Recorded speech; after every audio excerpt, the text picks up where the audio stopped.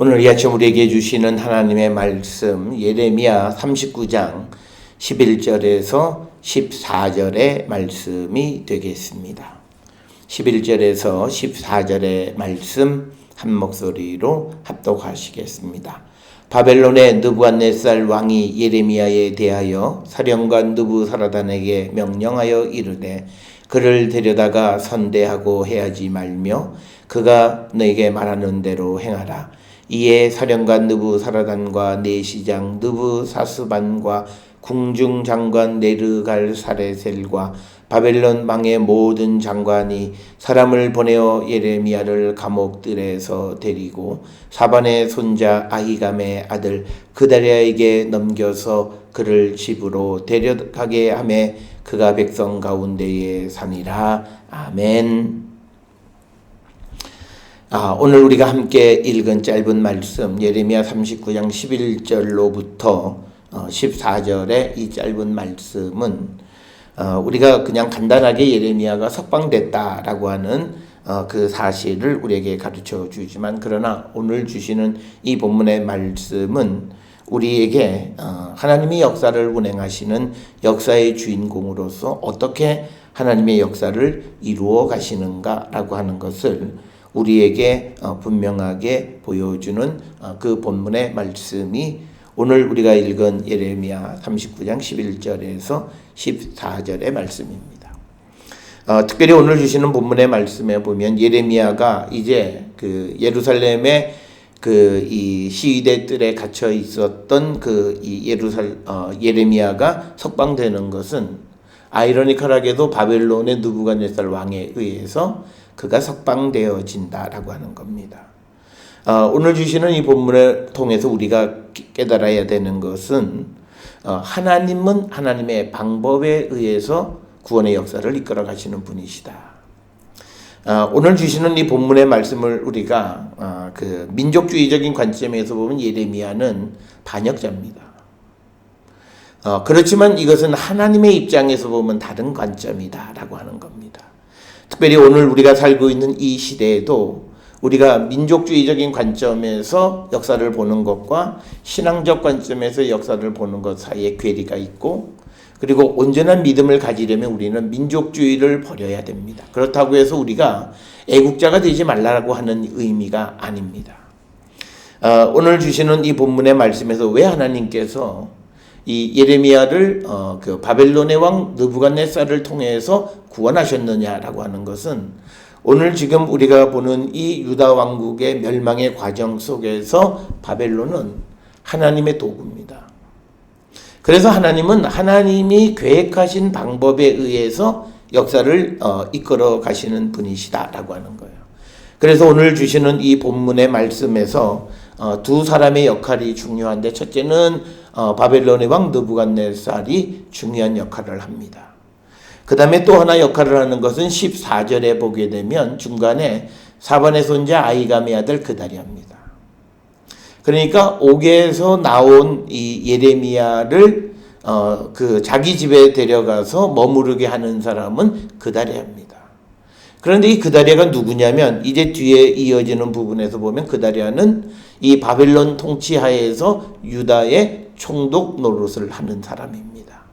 그러면 여기에서 우리가 보면 하나님이 예레미야를 구원하시는 이 역사를 통해서 보여지는 이 역사를 이끌어 가시는 방법은 어떤 이 유다의 민족주의자들의 그런 역사, 그들에 의해서 그 역사를 이끌어 가시는 것이 아니라 하나님의 계획에 순종하는 사람들에 의해서 그 역사를 진행해 가신다라고 하는 거예요. 그건 오늘 살아가는 이 시대도 마찬가지입니다. 오늘 우리가 살고 있는 이 시대에 많은 어떤 국가를 생각하는 민족주의적인 관점만을 가지고 있는 사람들이 있습니다. 그런데 그들이 뭔가를 큰 일을 할 것 같은데 그들의 결론은 그렇게 큰 일을 하지 못하고 그들이 했던 일들은 잊어버려지게 되는 것을 봅니다. 그런데 우리가 일제시대 때도 보면 안중근 의사나 열사나 이런 분들도 보면 그런 분들은 다 기독교적인 신앙을 가지고 있었던 분이고, 그 어머니도 그 가톨릭 신자로서 그 신앙적인 베이스 속에서 지금 때가 아들이 죽어야 될 때이기 때문에 아들의 목숨을 연연해 하지 않는 그 모습을 보는 겁니다. 그러니까 뭐냐면 애국을 하더라도 하나님의 섭리 속에서 하나님의 역사의 속에서 그 일을 감당해야만 그것이 의미 있는 일이 되어질 수 있다라고 하는 사실을 우리는 꼭 기억을 하셔야 됩니다. 그래서 하나님은 하나님의 도구에 의해서 구원의 역사를 이루십니다. 그런데 그게 이방인이든 아니든 상관이 없다라고 하는 겁니다. 그 사실을 우리는 기억을 하셔야 됩니다. 우리가 지난 예레미야 38장에서도 보게 되면 예레미야가 시대들에 있다가 사람들에게 이제 바벨론에게 항복해야 된다라는 말을 자꾸 하니까 다시 그 예레미야를 잡아다가 그 구덩이에다가 가둔 적이 있어요. 그때 그 사실을 왕에게 전달한 사람이 에벳 멜렉이라고 하는 구스 사람 이방인이라는 거예요. 그러면 여기에서 보게 되면 지금 철저하게 하나님은 유다 백성들을 제외하고 하나님이 선택한 하나님의 도구들에 의해서 예레미야의 구원뿐만 아니라 유다의 구원의 역사를 하나님이 진행해 가신다라고 하는 거예요. 우리가 이 사실을 볼 줄 알아야 됩니다. 그러니까 이 사실을 우리가 보게 되면 예레미야는 민족주의적인 관점에서 보게 되면 우리가 이 사람은 우리로 이야기하면 친외세파다 이렇게 우리가 판단할 수 있지만 그러나 그가 그런 바벨론을 선택하게 된 것은 그가 자기 민족에 대한 사랑하는 마음이 없어서가 아니라 하나님의 뜻을 따랐다라고 하는 거예요. 그래서 우리가 세상을 살아가는데 가장 어려운 것은 바로 이렇게 하나님의 뜻과 세상의 뜻이 달랐을 때 그 하나님의 뜻을 따라가는 삶이 굉장히 고달프고 우리가 광야에 홀로 버려진 그런 사람이 되고 또 좁은 길로 가는 인생이다. 특별히 예레미야가 자기가 예언자의 역할을 감당하는 것이 너무나 힘들고 그리고 심지어는 그 하나님이 주신 말씀을 전하고 싶지 않다고 말한 것은 뭐냐면 지금 이 상황이에요. 지금 모든 사람은 국가를 위해서 민족을 위해서 싸우고 죽는 것이 그것이 바로 애국하는 길이라고 생각했는데 하나님의 뜻은 그게 아니고 바벨론에 항복하고 그래야만 너희들이 나중에 잘 살 수 있다라고 하는 그 하나님의 말씀을 받고 그 말씀을 전혀 다른 생각을 하고 있는 그 유다 백성들에게 전하는 겁니다. 그것 때문에 우리가 알다시피 예레미야는 모진 고난을 당하고 옥살이를 하게 되어진 것을 우리가 볼 수 있습니다. 오늘을 살아가는 우리들이 예수 그리스도를 믿고 우리가 이 세상의 소금 빛의 삶을 살아가겠다고 말하면서도 우리가 그런 삶을 살지 못하는 것은 우리가 하나님의 말씀에 전적으로 순종하지 못하고 우리가 세상의 비유를 맞추고 살아가기 때문이에요. 그래서 세상의 비유를 맞추기 위해서 세상이 원하는 가치를 우리가 어느 정도 따라갑니다. 그래서 오늘 우리가 살고 있는 이 시대의 기독교인의 모습은 선과 악의 딱 구별되어진 삶을 살아가는 것이 아니라 경계인으로서 때로는 살짝 선을 넘기도 하고 그래서 왔다 갔다 하는 그런 삶을 살아가는 게 마치 지혜로운 것처럼 그렇게 여겨지는 그런 시대에 우리가 살고 있다라고 하는 거예요. 그래서 한동안에 어떤 이 교회에서는 성도가 너무 맑으면 물고기가 없다. 라는 말까지도 우리가 그 강단에서 서슴없이 말하는 그런 잘못된 그런 삶이 우리의 모습이었고 그런 것이 지속되어지다 보니까 물질적으로 풍요롭고 그런 삶을 살아가는 것 같은데 그런데 영향력은 점점 더 감소되어지고 지금은 세상에 손가락질을 받는다는 거죠. 오늘 살고 있는 이 시대에 보면 대형교회 또는 중형교회 이런 데들 보면 그 교회에 구성하는 많은 성도들의 그 사회적 신분을 보면 대단합니다. 무슨 장관도 있고 또는 국무총리도 있고 경우에 따른 대통령도 있고 그리고 교회 안에서 이제는 연만한 교회들의 소위 박사는 다 널려 있고 그리고 경제적으로도 안정적인 삶을 살아가는 사람들이 많습니다. 그러면 사회학적으로 보면 그러면 사회적인 역할과 영향력은 커야 되는데 그렇지 못한 이유는 우리가 전적으로 하나님을 따르는 삶을 살지 않기 때문에 그렇다라고 하는 거예요. 그래서 오늘 우리가 주시는 이 예레미야를 구원하고 유다 왕국의 말기의 역사를 이끌어 가신 하나님의 구원의 섭리를 통해서 하나님은 하나님의 도구를 통해서 일하신다. 하나님의 도구는 딱 하나예요. 하나님의 뜻대로 움직여지는 게 하나님의 도구예요. 그러니까 하나님이 왜 바벨론을 택하셨냐? 바벨론이 하나님의 뜻대로 움직여지기 때문이에요. 다른 이유가 없어요. 뭐 바벨론이 뭐 나라가 크고 그게 아니라 하나님이 원하시는 그 일을 잘 이루어가. 그런데 우리가 이 말라기서나 이런 데 보게 되면 이 바벨론 왕들이 잘못 판단하면 그때 하나님은 그 도구를 또 심판하시는 거예요. 마치 하나님이 그들을 보내서 유다 백성들을 치고 그들을 교훈하기 위해서 보냈는데 마치 이 바벨론 사람들이 자기들의 힘으로 이 모든 것이 이루어진 것처럼 깨닫고 그렇게 행동할 때 하나님은 그 바벨론도 하나님은 치시고 또 다른 도구를 선택하신다라고 하는 거예요. 그래서 우리가 세상을 살아가며 하나님의 일꾼, 하나님의 도구, 하나님의 청지기가 되려면 우리에게 가장 중요한 건 뭐냐면 우리가 충성스러워야 된다는 거예요. 이 충성이라고 하는 말의 특징은 뭐냐면 주인의 뜻을 따르는 거예요. 우리가 충성이라고 하는 말은 딱 하나예요. 명령을 그대로 수행하는 거예요. 그 말을 그대로 수행하는 거예요. 그게 우리가 충성되다라고 말할 수 있는데 바로 오늘 우리가 주시는 이 본문에서 예레미야를 구원하시는 하나님의 구원의 역사는 하나님의 도구들을 통해서 하나님의 뜻을 따르는 자들을 통해서 구원의 역사를 이끌어 가신다. 오늘을 살고 있는 이 시대에 우리가 이 민족을 구원하고 또 이 나라를 그리고 미래를 준비하는 일은 누구를 통해서 하나님이 이루시는가? 지금도 하나님의 말씀과 주의 뜻대로 살아가기를 결단하는 그들을 통해서 하나님이 이 역사를 이루어 가시는 거지 어떤 사람들의 계획에 의해서 이루어 가시는 분이 아니다라고 하는 것을 우리는 분명히 기억하셔야 됩니다. 따라서 오늘 우리가 주시는 이 본문에서 12절에 보게 되면 뭐라 이야기를 하냐면 느부갓네살 왕이 느부사라단에게 예레미야를 데려다가 선대하고 해하지 말라. 그리고 내게 말하는 대로 행하라는 거예요.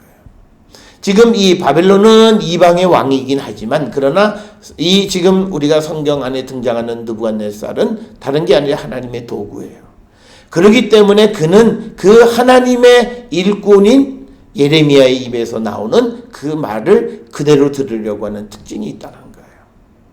그래서 오늘 주시는 이 12절, 11절부터 14절에 예레미야의 석방은 하나님의 도구들, 하나님의 일꾼들에 의해서 그 일을 이루어가는데 하나님은 그게 이방이냐 아니냐, 이게 같은 민족이냐 아니냐 이걸 개의치 않으신다.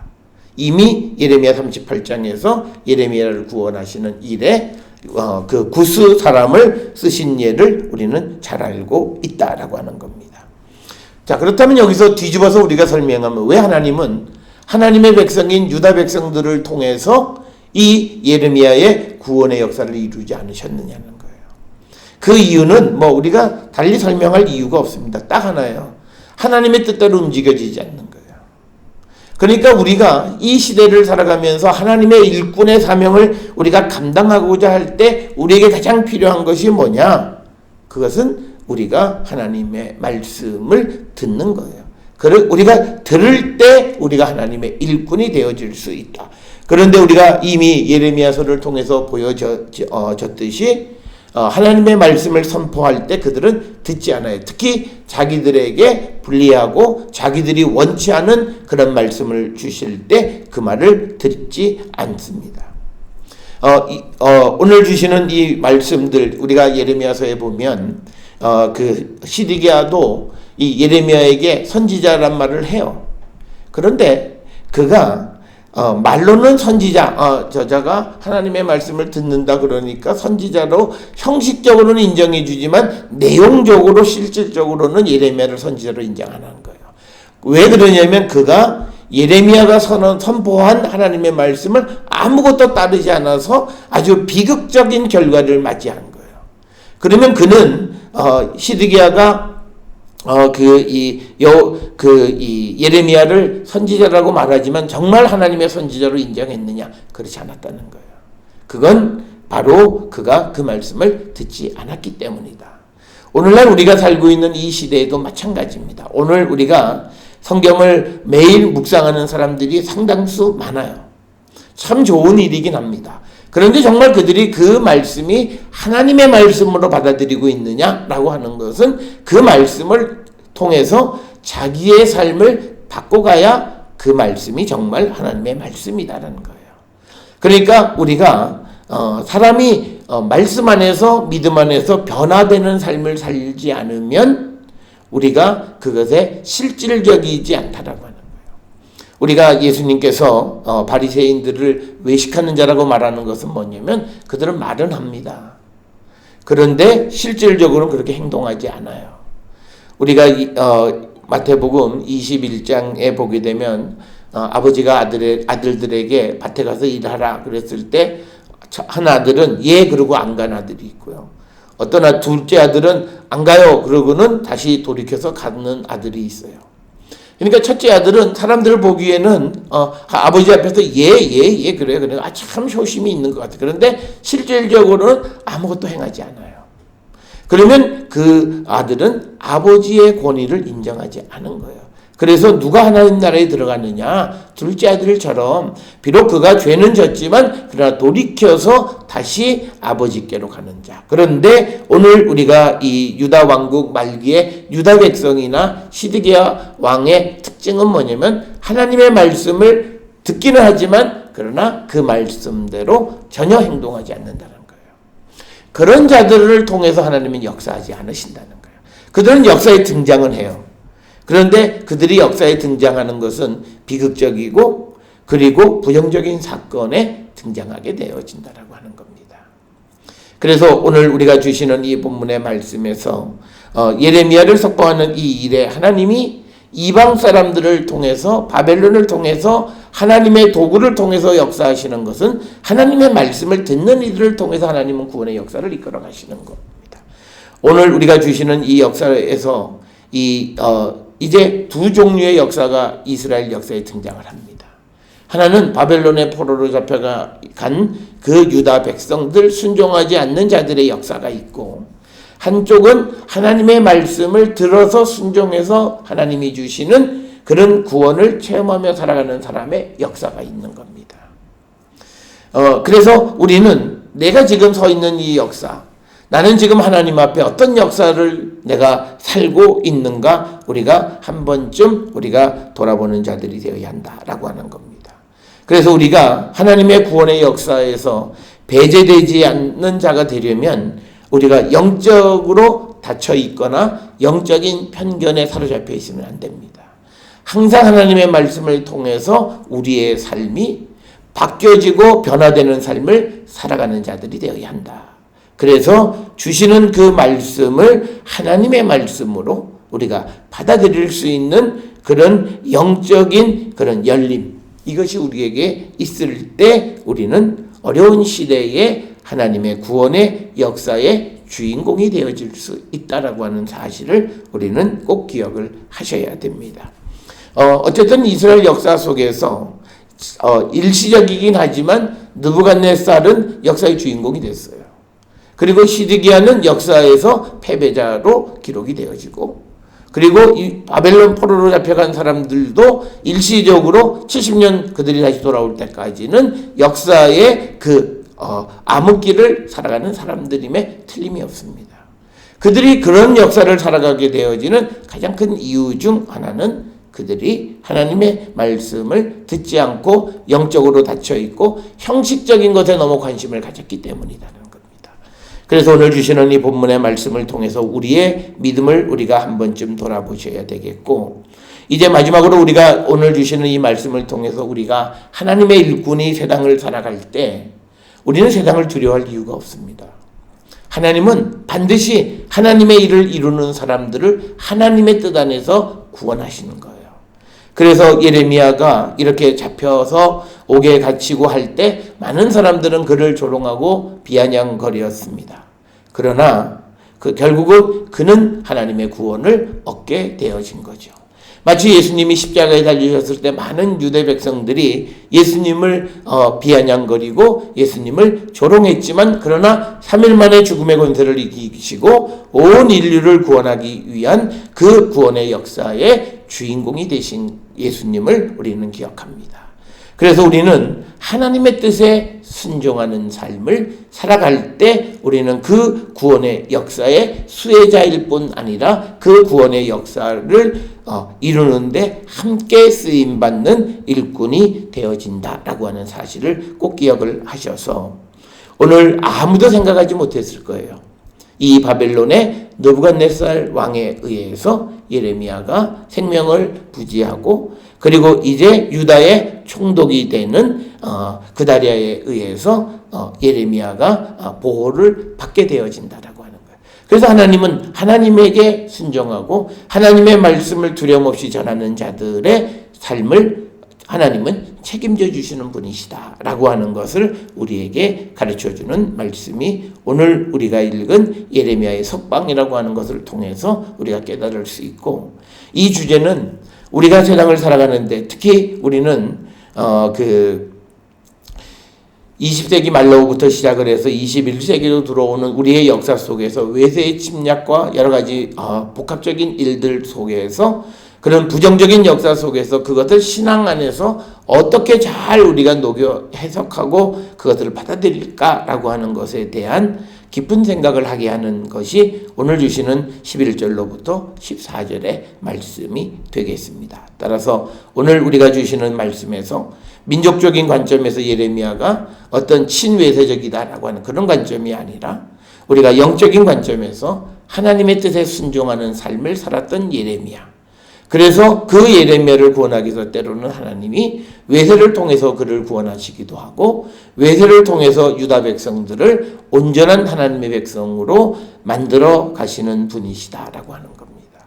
우리가 그 사실을 꼭 기억을 하셔서, 이제 바벨론에 의해서 구원을 받은 예레미야가 자기의 어떤 육신만을 위해서 그 사명이 그치는 것이 아니라, 궁극적으로는 결국은 바벨론 포로로 잡혀가 있는 그 백성들의 아주 궁극적인 구원을 위해서 지속적으로 일하는 모습을 우리가 이제 이어지는 부분에서 우리가 발견할 수 있고, 이런 것들은 우리가 모세가 애굽의 왕궁 그 바로의 공주에 의해서 양아들로 길림을 받았다고 해서 그가 민족을 모르는 자가 아니라 결국은 민족을 위해서 일하는 일꾼이 되어진 그 모습에서도 우리가 볼 수 있고, 또 우리가 바울 사도 역시도 이방의 구원을 위해서 열심히 애쓰는 것은 단지 그 이방의 구원 자체만의 목적이 아니라 그것을 통해서 자기 민족 유다 백성들의 구원을 이루기 위해서 그가 열심히 그 일을 감당했다. 그래서 궁극적인 것은 하나님의 백성의 온전한 구원을 위해서 일하는 그런 모습들을 우리가 볼 수 있습니다. 이런 우리가 영적인 관점에서 역사를 볼 수 있는 그런 눈을 가지고, 그래서 우리에게 주어지는 어렵고 힘든 역사도 우리가 믿음으로 승화하고 그것의 참된 의미를 잘 깨닫고 살아가는 그런 성도들이 되어야 함을 우리에게 가르쳐주는 말씀이 되겠습니다.